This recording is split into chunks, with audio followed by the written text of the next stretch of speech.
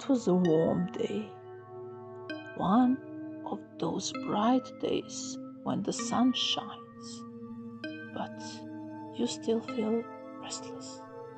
We were bored, so we decided to explore the old sugar factory. It's over 130 years old. Many workers died here. Mysterious disappearances, accidents, stories people still whisper about. We wanted to see it for ourselves. Chris was filming. My brother Aries was with us. When we arrived, a stray dog that lives around the factory started following us. He didn't belong to us. He just appeared. He watched us carefully. We entered the old offices first.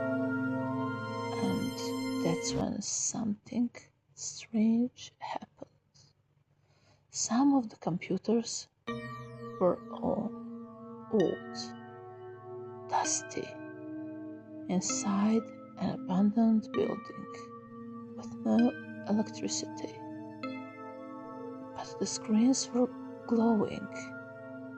The dog followed us up to the entrance of the factory hall. But the moment we stepped inside, he stopped. He stayed outside. He refuses to enter. He just stood there, watching.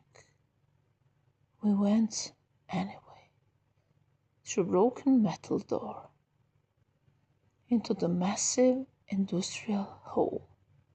From the ground floor, you can clearly see something black at the opposite end of the enormous space. Just there, still. We couldn't understood what it was. We climbed the old metal stairs, rusty, unstable, barely holding together. On the first floor, even thought it was daytime, even thought the windows were shattered. It felt dark, gloomy, heavy. On every floor, in the middle of the hall, there was a large hole in the ground, where machines once stood. At the end of each hall, small metal stairs led to the next level through a narrow corridor. At the entrance to the second floor, on the wall, there was a huge blue arabesque. Beautiful, detailed, but wrong. On the second floor, it was even darker. Even though outside the sun was bright. Through the window in the opposite part of the factory, we saw something. On a window across from us, we tried to film it.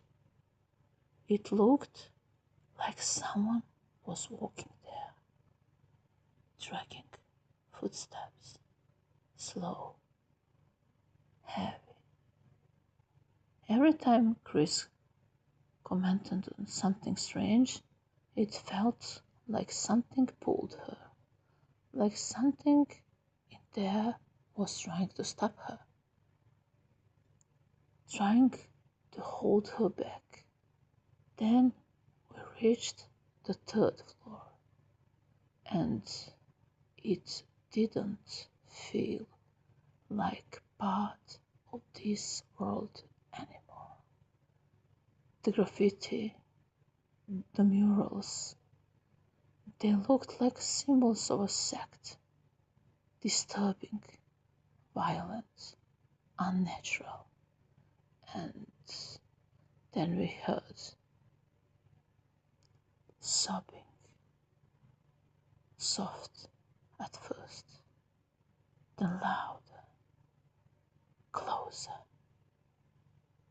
At the end of the hall, we saw a figure, A woman in black, curled up, her head covered, just like before.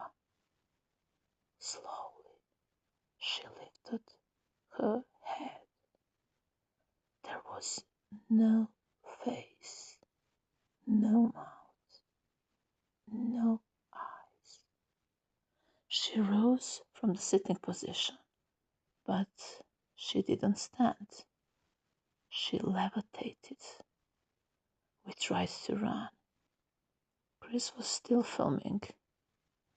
Iris grabbed her arm, and something unseen, pulled them toward the hole in the floor. They almost fell, almost disappeared, but somehow they pulled themselves free. We ran down the metal stairs, through the corridors, out of the factory. The stray dog was still outside, terrified, but waiting. When we later reviewed the footage, we had recorded for an hour and a half, but only 14 minutes existed, with massive time lapses, and most of it was blurred. The video was streamed live on YouTube, and it still exists. So this is real.